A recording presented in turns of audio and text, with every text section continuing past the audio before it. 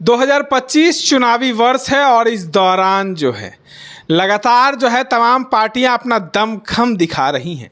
एक तरफ बीजेपी के तमाम शीर्ष नेतृत्व का अब बिहार दौरा शुरू हो चुका है।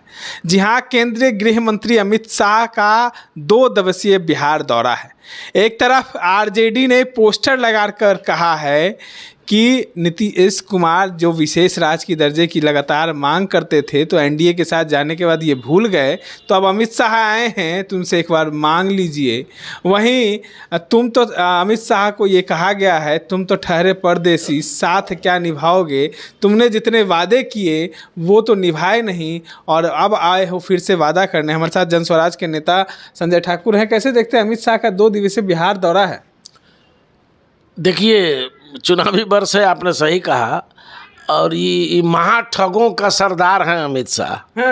गृह मंत्री हैं। हाँ, तो इतना बड़ा ठग बिहार के मामले में नरेंद्र मोदी जी, अमित शाह जी और इनका भाजपा का कुनबा केवल ठगने का काम बिहारी जनता को करते रहे हैं।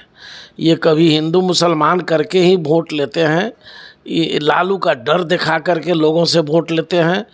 ये इनकी यही फितरत रही है। बिहार को सौगात देने आए हैं। जब आते हैं झूठ बोलते हैं, कोई सौगात नहीं। नरेंद्र मोदी 2014 से सौगात दे रहे हैं, आज तक उनका सौगात हम लोगों को दिखाई नहीं दिया। 15 लाख नहीं गया खाता में, कुछ नहीं। एगो 15 को नया ढेउआ इन्होंने नहीं दिया। झूठ बोल करके भारत के प्रधानमंत्री बन गए। 1 करोड़ रोजगार नहीं, इतना बड़ा झूठ बोलने वाला प्राइम मिनिस्टर तो आज तक भारत के इतिहास में हुआ ही नहीं है। 1 करोड़ रोजगार नहीं। हाँ, खूब मिला कि इसीलिए ना लोग भूखे मर रहा है। अब बिहार का लोग गुजरात में जाके नौकरी कर रहा है। 12,000 रुपया गुजराती फैक्ट्री का मालिक जो है हमारे बिहारी को देता है, और वही उसी पद पर मजदूरी करने वाले को 20,000 रुपया गुजराती को मिलता है। ये विभेद गुजराती में ना हो रहा है। तो ये गुजराती मॉडल जो बना रहे हैं भारत को, बिहार को, तो ये लबरई अब इनकी जनता समझ गई है। ये लोग खाली झूठ बोलता है, हवा फैलाता है।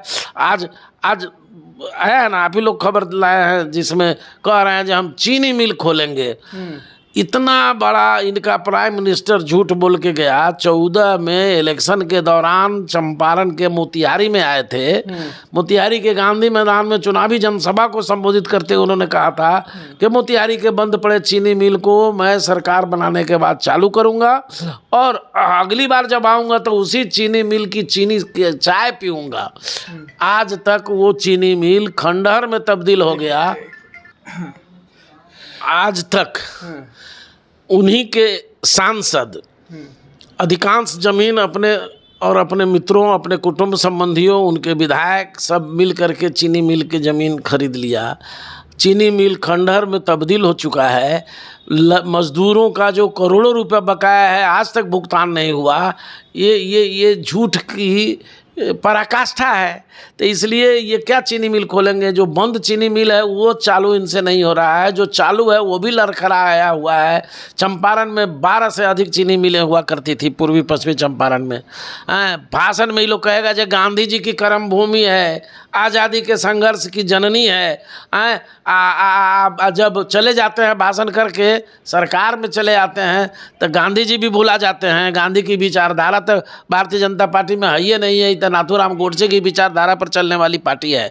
तो इसलिए इसको गांधी की है, गांधी की कर्मभूमि चंपारण की क्यों चिंता रहे, बिहार की क्यों चिंता रहे? बिहार के लोग मरते रहे।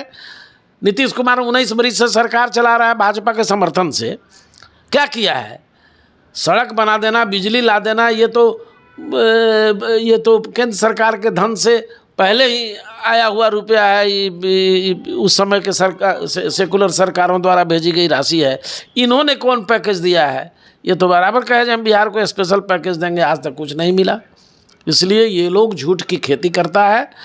चुनाव का समय आ गया, इसी तरह का झूठ चारों तरफ प्रचारित करेगा, लोगों को ठगेगा और वोट लेने का काम करेगा। चलिए, तमाम बातों को सुन रहे थे। अमित शाह तो बिहार आए हैं, लेकिन जिस तरीके से चुनाव के दौरान जो है नरेंद्र मोदी ने कहा था कि अगली बार जो है हम बिहार अगर दौरा करते हैं तो चंपारण की उसी चीनी मिल से जो है हम चाय पिएंगे।